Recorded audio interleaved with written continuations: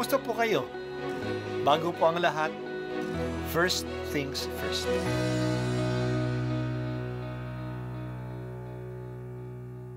Good morning po.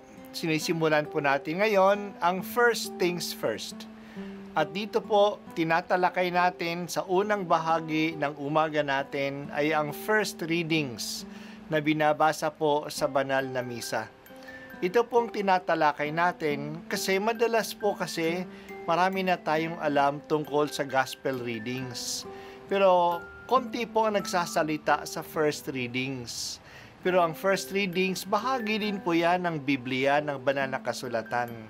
Kaya susubaybayan po natin ang mga first readings, basahin po natin at kuminsan kailangan ng basahin ng 2 o 3 beses bago maintindihan kasi hindi po tayo familiar sa mga istorya at sa mga kaisipan na tinatalakay dito. Ang pagbasa mula sa sulat ni Apostol San Pablo sa mga taga-Roma. Mga kapatid, saksi ko si Kristo na katotohanan ng sinasabi ko. Hindi ako nagsisinungaling. Saksi ko rin ang Espiritu Santo na malinis ang aking budhi sa sasabihin kong ito sa inyo. Matindi ang aking kalungkutan at di mapawi ang pagdaramdam ng aking puso tungkol sa aking mga kalahi at mga kababayan. Ano pat mamatamisin kung ako'y sumpain at mawalay kay Kristo alang-alang sa kanila. Sila'y mga Israelita at itinuring ng Diyos na mga anak niya. Nakita nila ang maliwanag na tanda na nagpapakilalang siya'y kasama nila.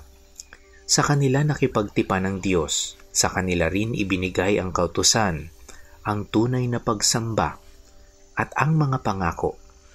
Sila'y nagmula sa mga patriarka, at sa kanilang lahi nagmula ang Kristo nang siya'y maging tao. Diyos na kataas-taasan na pinapapurihan magpakailanman. Amen. Ang salita ng Diyos. Salamat sa Diyos.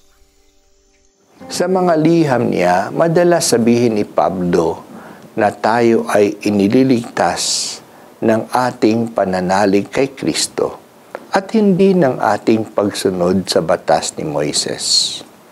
Mas pinahahalagahan ni Pablo ang pagtanggap kay Jesus kaysa pagsunod sa mga lintuntunin ng batas ng mga Hudyo.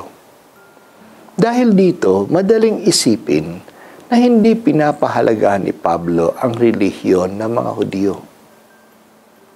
Hindi naman ganoon. Maliwanag na sinulat niya na nalulungkot siya na ang mga kalahi niya, ang mga kababayan niya ay hindi nakakapagkinabang sa biyaya na dala ni Kristo. Ang pinakamahalaga kay Pablo ngayon ay ang kanyang kaugnayan kay Kristo. Pero mas matamisin pa niya na siya ay sumpain at mawalay kay Kristo kung ang kanyang kapwa Hudyo ay tumanggap lang kay Jesus bilang kanilang manliligtas. Malalim ang mga pribilehyo sa mga Hudyo. Nagpakita sa kanila ang Diyos sa maraming himala sa kanilang kasaysayan. Nakipagtigpan ang Diyos sa kanila. Binigay sa kanila ng Diyos ang kautusan na tanda ng pag-ibig niya sa kanila. Tinuruan sila ng Diyos paano siya sambahin. Nangako ang Diyos sa mga patriarka at ang Kristo ay manggagaling sa lahi ng mga Hudyo. Talagang tinawag ng Diyos ang Israel para maging kanyang bayan. At ang tawag ng Diyos ay permanente. Hindi ito nagbabago. Ang isang masamang pangyayari sa kasaysayan ay ang pag-uusig ng mga Kristiyano sa mga Hudyo na tinatawag nating antisemitism. Noong una, inusig ng mga Hudyo ang mga Kristiyano. Nung kukunti pa lang sila. Ngunit noong dumami na ang mga Kristiyano, sila na ang naging dominant religion sa Roman Empire. Sila naman ang umusig sa mga Hudyo.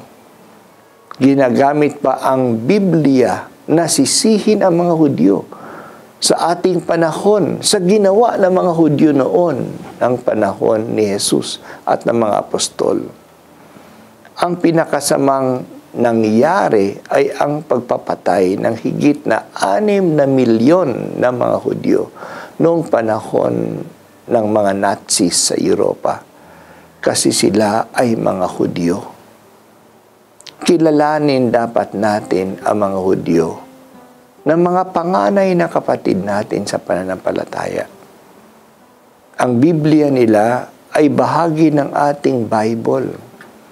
Maraming katuruan natin ay galing sa mga Hudyo, tulad ng katuruan tungkol sa iisang Diyos, katuruan tungkol sa pagtitipan sa Diyos, tungkol sa banal na kasulatan.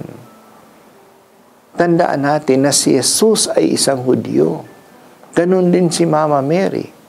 Ganon din ang lahat ng mga apostol. Kaya mahalaga na ituring natin na masama ang antisemitism at tanggapin at mahalin natin ang mga Hudyo ngayon. Bahagi sila ng plano ng Diyos para sa kaligtasan ng buong mundo. Salamat, Panginoong Diyos, sa mga kapatid naming mga Hudyo. Tulungan mo kaming igalang at mahalin sila. Ito po ang unang pagbasa at ako po ay si Bishop Broderick Pabilio dito sa First Things First.